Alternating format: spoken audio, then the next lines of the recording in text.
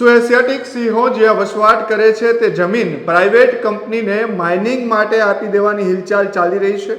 દાવો કરવામાં આવ્યો છે બાબરકોટના સરપંચ દ્વારા કે અમરેલીના જાફરાબાદના જે બાબરકોટ વિસ્તાર છે જે દરિયાઈ પટ્ટે આવેલી છે, જ્યાં છેલ્લા કેટલાક વર્ષથી 40થી 50 જેટલા સિંહો વસવાટ કરે છે અને આ જે વસવાટ સિંહોનો છે તે જમીન એક પ્રાઇવેટ કંપનીને ખનન માટે આપી દેવાની હિલચાલ ચાલી રહ્યોનો દાવો કરવામાં આવ્યો છે। બાબરકોટના સરપંચ છે તેમણે દાવો કર્યો છે કે આ જમીન છે તે એક પ્રાઇવેટ કંપનીને માઇનિંગ માટે આપવાની તૈયારીઓ ચાલી રહી છે। ત્યારે હવે આ મામલો જ્યારે સામે આવ્યો છે ત્યારે સિંહ પ્રેમીઓ છે તેમાં ભારે રોષ જોવા મળી રહ્યો છે। સિંહ પ્રેમીઓ કહી રહ્યા છે કે એક તરફ સરકાર સિંહોના સંવર્ધન માટેની મોટી મોટી વાતો કરી રહી છે અને બીજી તરફ આ પ્રકારની હિલચાલ કેટલી યોગ્ય છે।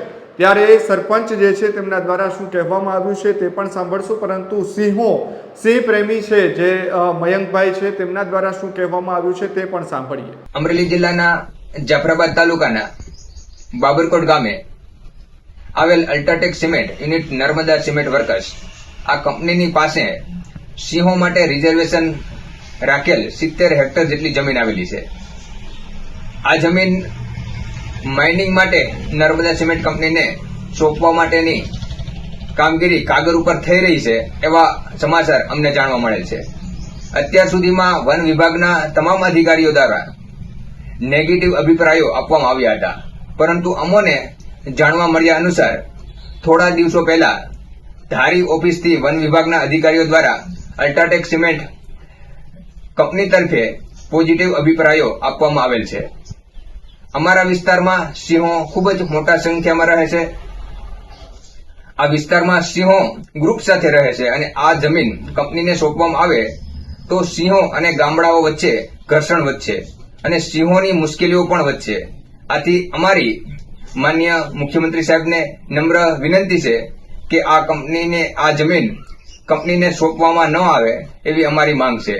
અને જે વન વિભાગ અધિકારી દ્વારા અમારા વિસ્તારમાં જે સિંહોનો વસવાટ નથી એવા ખોટા અભિપ્રાયો આપી અને આ કંપનીની સાથે મળીને આ કંપનીને જમીન આપવા માટે જે પોઝિટિવ અભિપ્રાયો આપવામાં આવેલ છે એવા અધિકારીઓ સામે પણ કાયદાકીય કડક કાર્યવાહી કરવામાં આવે એવી અમારી માન્ય મુખ્યમંત્રી સાહેબને રજૂઆત છે, અમારી માંગણી છે। હાલમાં એક સમાચાર મળી રહ્યા છે કે ધારી ગીર પૂર્વ વન વિભાગની હદમાં આવતું રાજુલા વિસ્તારના બાબરકોટની પાસે 75 હેક્ટર જેટલી જમીન, કિંમતી જમીન વન્યજીવો માટેની એક ખાનગી કંપનીને માઇનિંગ માટે આપી દેવાનો કારસો ચાલી રહ્યો છે।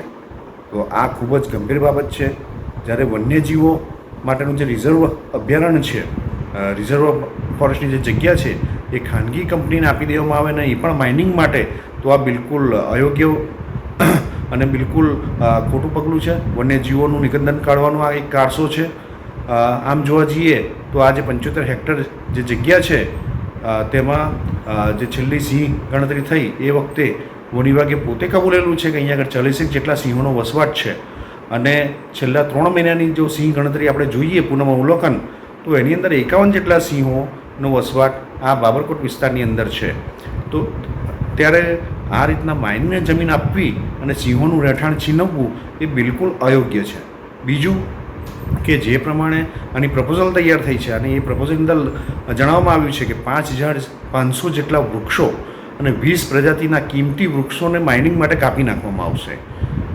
તો સરકારશ્રી બેવડી નીતિ કેમ કરી રહી છે? એક બાજુ વૃક્ષારોપણની વાતો કરી રહી છે, વૃક્ષારોપણ ખાલી કાગળ પર થાય છે અને જે વૃક્ષો વર્ષોથી જે ટકેલા છે એ વૃક્ષોને ઉખાડી ફેંકવા માટે વન વિભાગ અને સરકાર મક્કમ બની છે।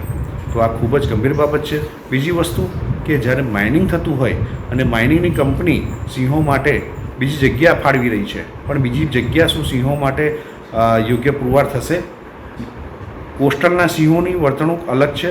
આ કોસ્ટલ વિસ્તાર છે અને કોસ્ટલના સિંહોની વર્તણૂકનો અભ્યાસ કર્યા વગર જ્યારે આ જે ખાનગી કંપની છે બીજી જગ્યાએ સિંહો માટેની વ્યવસ્થા ઊભી કરે છે, તો શું સિંહો ત્યાં આગળ રહી શકશે? અને બીજી વસ્તુ કે આટલી કિંમતી જમીન વન્યજીવો માટેની ખૂબ જ જરૂરિયાતવાળી જગ્યાને ખાનગી કંપનીને આપી દેવાનો કારસો આ ખૂબ જ ગંભીર બાબત છે। છેલ્લા 10-11 વર્ષથી આ કંપની આ જગ્યા હથિયાવવા માટે અનેકવાર પ્રયાસ કરી ચૂકી છે, પરંતુ 2016થી લઈને અત્યાર સુધીના જેટલા પણ વન વિભાગના અધિકારીઓ આવ્યા એ લોકોએ આ પ્રપોઝલને નકારી કાઢી છે, સ્પષ્ટ રીતે નકારી કાઢી હતી. અને હવે અત્યારે જ્યારે આ જમીન ખાનગી કંપનીને ફાળવવાનો જે કારસો રચાઈ રહ્યો છે તે જોતાં 100% વન વિભાગ પર સવાલ ઉઠે છે. વન વિભાગની સાથે સાથે સરકારની જે બેવડી નીતિ છે એની પર સવાલ ઉઠે છે. સરકારે આમાં સંજ્ઞાન લેવાની જરૂર છે કે સિંહો માટેનું જે કોરિડોર છે જે બાબરકોટનો, અને એ વન વિભાગ પોતે 2023-24ના જે રિપોર્ટની અંદર પોતે કહી રહ્યા છે કે ભાઈ જે 21 કોરિડોર્સ છે સિંહો માટેના, એમાં 20મા નંબરનો આ જે કોરિડોર છે તો એની અંદર જે સિંહો છે એની અવરજવર છે, 51 જેટલા સિંહોની અવરજવર છે. અને વન વિભાગ આની અંદર નકારે છે કે અહીં કોઈ કોરિડોર નથી. તો શું વન વિભાગનો જૂનો રિપોર્ટ ખોટો છે? અત્યારે સિંહોની વસ્તી વધી છે, સાથે સાથે વિસ્તાર પણ વધાર્યો છે. બીજી વસ્તુ ઉડીને આંખે વર્ગે એવી એ છે કે ગીરથી દૂર જ્યારે 51 સિંહો આ વિસ્તારની અંદર રહેતા થયા હોય ત્યારે ભવિષ્યમાં ગીરની અંદર કોઈ મિસહેપનિંગ થાય અને કોઈ રોગચાળો ફાટી નીકળે ત્યારે આ સિંહો બચી શકે એવી પૂરેપૂરી શક્યતા છે. પરંતુ આની અંદર આ જમીન આપવાના કારસાની અંદર એક એવું પણ જોવા મળ્યું છે કે ગીરથી દૂર છે એટલે આ સિંહોનું રહેઠાણ નથી એટલે આ જમીન આપી દો. તો આ ખૂબ જ ગંભીર બાબત છે અને વન વિભાગે પોતે સંજ્ઞાન લેવાની જરૂર છે. વન વિભાગની સાથે સરકારે પણ, અને જો આમ કરવામાં નથી આવતું અને માઇનિંગ કંપનીને જ જગ્યા આપી દેવામાં આવશે તો ઉગ્ર આંદોલન કરવામાં આવશે અને સિંહોનું રહેઠાણ સિંહોને પાછું આપવામાં આવશે. જ્યારે દરિયાઈ વિસ્તારમાં માઇનિંગ થતું હોય ત્યારે દરિયાનું ખારું પાણી જમીનની અંદરથી કૂવામાં જતું હોય છે. એગ્રીકલ્ચર જે ખેડૂતો ખેતી કરતા હોય છે તો એગ્રીકલ્ચરને નુકસાન થશે, ખારો પાટો વધતો જશે. અને જે પ્રમાણે રિઝર્વ ફોરેસ્ટ છે કે રિઝર્વ ફોરેસ્ટ એક જાતનું રક્ષણ આપી રહ્યું છે આસપાસના ખેતરોને, ખેડૂતોને જે ફાયદો થઈ રહ્યો છે, તો એ માઇનિંગ કંપની દ્વારા માઇનિંગ કરી નાખવામાં આવવાથી નુકસાન થશે અને ખારો પાટો વધશે. બીજી બાજુ સિંહોનું નિવાસસ્થાન જશે, સિંહોનું નિવાસસ્થાન તો જશે જ, સાથે વૃક્ષોનું પણ નિકંદન નીકળશે. અને શા કારણથી વન વિભાગ અને ગુજરાત સરકાર આ કંપનીને જમીન આપી રહી છે માઇનિંગ કરવા માટે, વિકાસ કરવા માટે. તો વિકાસ ખૂબ જરૂરી છે, પણ પર્યાવરણ, વન્યજીવો અને ખેતીના ભોગે વિકાસ હોય નહીં. વિકાસ માટેના બીજા રસ્તાઓ પણ છે, જે જરૂરીવાળી વસ્તુ છે એ કરવી જોઈએ, પણ સિંહો માટે, વન્યજીવો માટે, વનો માટે સકારાત્મક વિચાર કરવો જોઈએ સરકારે. અને કોઈપણ જાતના આવા ખોટા જે કારસા રચવામાં આવે છે એ સરકાર તાત્કાલિક બંધ કરે. અને વન વિભાગ પણ તાકીદ કરવામાં આવે છે કે જે કોરિડોર તમે જાહેર કરો છો અને પછી લખીને આપો છો કે કોરિડોર નથી અહીંયા આગળ, તો આ ખૂબ જ ગંભીર બાબત છે. અને સિંહોનું રહેઠાણ સિંહોને પાછું આપી દેવામાં આવે ને આ જે કંઈ પ્રપોઝલો છે એને ખારીજ કરવામાં આવે.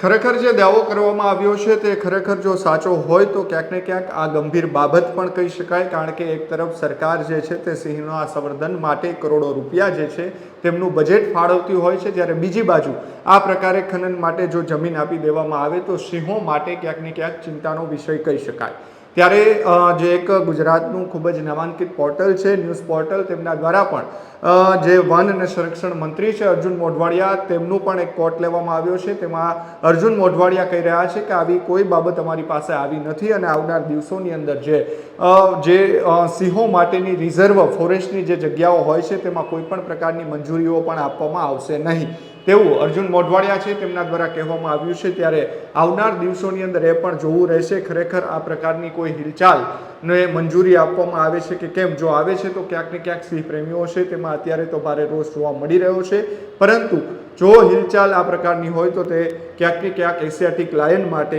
ખૂબ ચિંતાનો વિષય પણ ગણવામાં આવી રહ્યો છે.